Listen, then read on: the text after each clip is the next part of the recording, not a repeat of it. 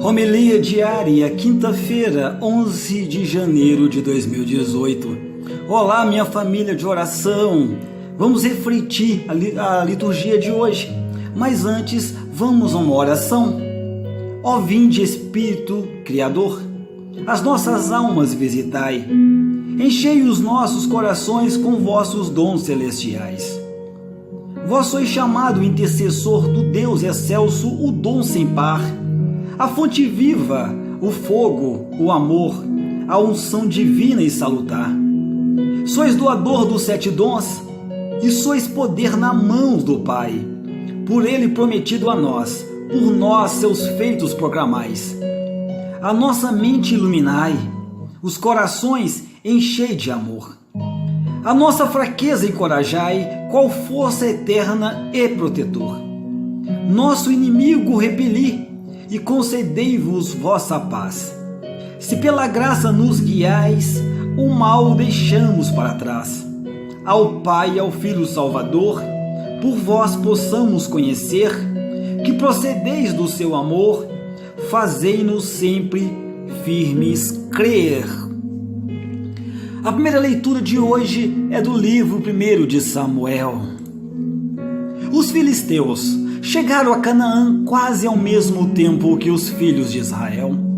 Dispunham de uma técnica superior à deles, conheciam a forja para trabalhar metais e eram os únicos que tinham armas desse tipo.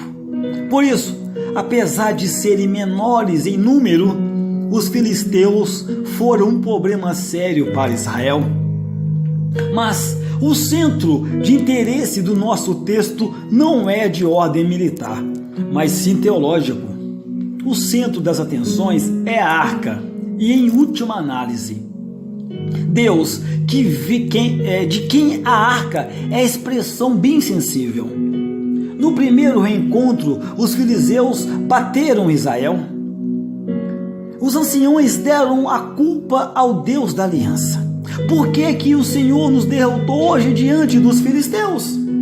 O povo, ele não se resigna e põe Deus à prova. Vamos a Silo e tomemos a arca da aliança do Senhor, para que ele esteja no meio de nós e nos livres da mão dos nossos inimigos. Mas, ao desencadear-se uma nova batalha, Israel sofre uma nova e terrível derrota. A própria arca é roubada pelos filisteus. Os filhos de Eli são mortos em combate e o próprio sacerdote cai morto ao receber a notícia da completa derrota. Parece o fim. Mas Deus é fiel, fiel às suas promessas. Estava atento e tinha uma reserva de esperança. Samuel. Dali para frente, o filho de Elcaná e de Ana torna-se o representante do povo santo e leva consigo o destino da nação. Este episódio encerra várias lições. Sublinhemos apenas 2. A aliança inclui privilégios, mas também exigências. A arca, o templo, os sacramentos não são meios mágicos para pôr Deus ao nosso serviço. Já no Evangelho de Marcos de hoje, a lepra era uma doença realmente aterradora, porque ela excluía da comunhão com o povo de Deus. Era chamado de impuro. Impuro! Gritava o leproso à distância, para que ninguém dele se aproximasse. Está lá em Levíticos, capítulo 13, versículo 45. Os rabinos consideravam o leproso como morto. A sua cura era tão improvável como a ressurreição. No texto que escutamos, o leproso atreve-se a aproximar-se de Jesus. E Jesus acolhe-o e toca-o contra as normas vigentes. As leis só obrigam na medida em que concorrem para o bem do homem. É um tema que irá repetir-se ao longo do segundo evangelho e em Paulo. Pode haver momentos em que o cristão, levado pela sua consciência humanizadora, tenha de recorrer à objeção de consciência. Operada a cura, Jesus manda ao leproso que não faça publicidade dela, mas se apresente ao sacerdote para que o reintegre na comunidade. O objetivo da cura não era fazer publicidade, não era, mas sim reintegrar o marginalizado. A salvação já não se encontra na separação e também na marginalização, mas sim na reintegração, porque com Jesus entrou no mundo o próprio poder salvífico de Deus, que se põe do lado dos pobres e dos últimos da sociedade dos homens. A nossa sociedade, inaugurada por Jesus, não marginalizada ninguém, não separa, ela não exclui, porque Jesus aboliu o sistema que separava o povo do impuro, tal como o entendia o mundo judaico. O cristão é um homem livre, livre para Deus e para os outros. A igreja deve estar na linha de frente para que a liberdade se torne real para todos os homens. Meditação. A primeira leitura mostra-nos que é possível iludirmos muitas vezes com a falta de confiança em Deus. Isso pode acontecer se manifestarmos com Ele uma relação religiosa simplesmente aparente, expressa por um aparato cultural mais ou menos sofisticado, ou pela simples declaração de boas intenções. Pois a verdadeira relação com Deus exige realmente honestidade, ausência de fingimento também. Os hebreus, vencidos pelos filisteus, vão buscar a Arca da Aliança, esperando que a sua presença lhes alcance a vitória. Mas acontece o pior. Além de perderem a batalha, perdem também a arca, que é roubada pelos filisteus. A sua confiança foi realmente completamente frustrada. Todas estas desgraças já tinham sido anunciadas a Samuel. Deus tinha dito ao jovem que não estava contente com o culto que lhe era prestado. Os próprios filhos dos sacerdotes Eli desonravam o Senhor com seu mau comportamento. Teria de haver um castigo, e houve. Diante da infidelidade e esperar uma intervenção milagrosa de Deus quando surge um problema. É realmente preciso viver em comunhão permanente com Ele, buscando e realizando a sua vontade, servindo-se generosamente. Dizendo isto, será bom lembrar que, apesar de tudo, a nossa confiança em Deus nunca é frustrada, mesmo quando sofremos as consequências dos nossos pecados.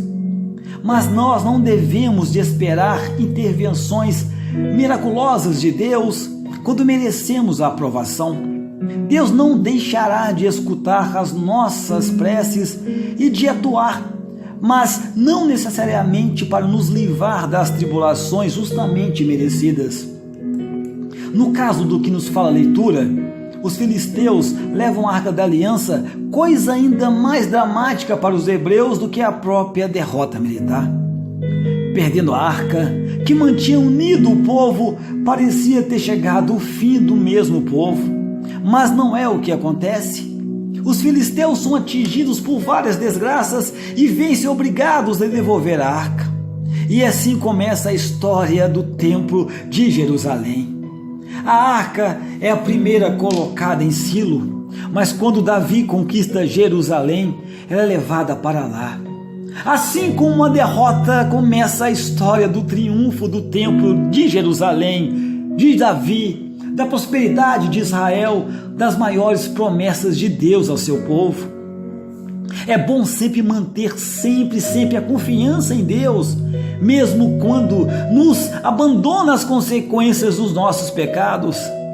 Quando menos esperamos, pode abrir-nos horizontes que jamais teríamos sonhado.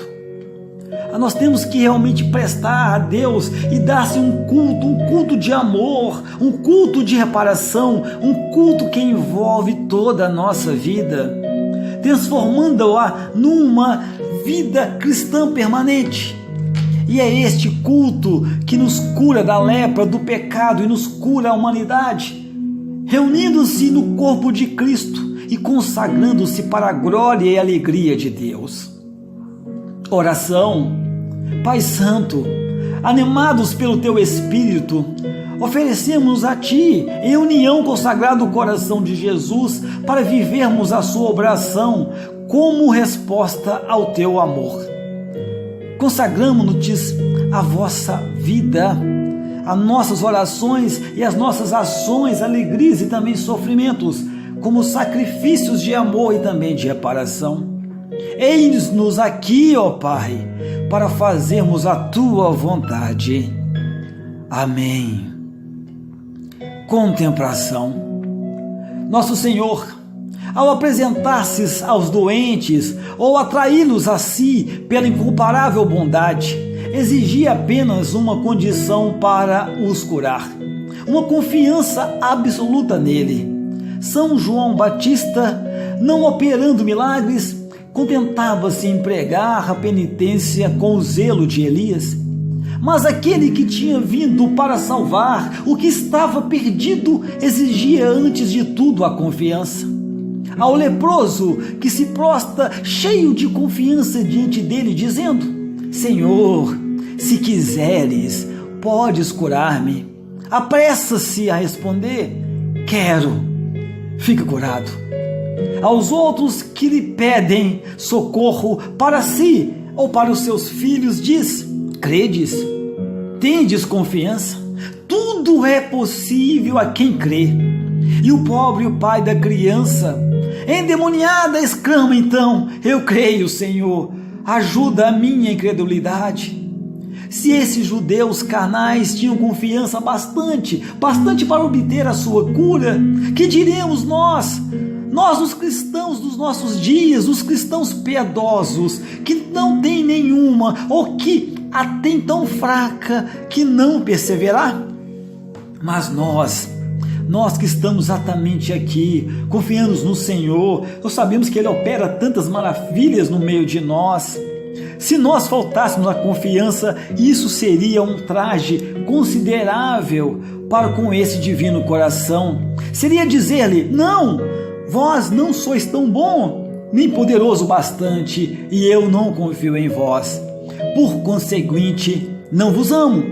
Essa blasfêmia implícita não deixaria afastar de nós a divina misericórdia, pois a confiança e o amor mantêm-se bem perto. Aquele que ama é amado e não duvida da bondade do seu grande Deus. Meu irmão e minha irmã, vamos repetir frequentemente e viver hoje a palavra.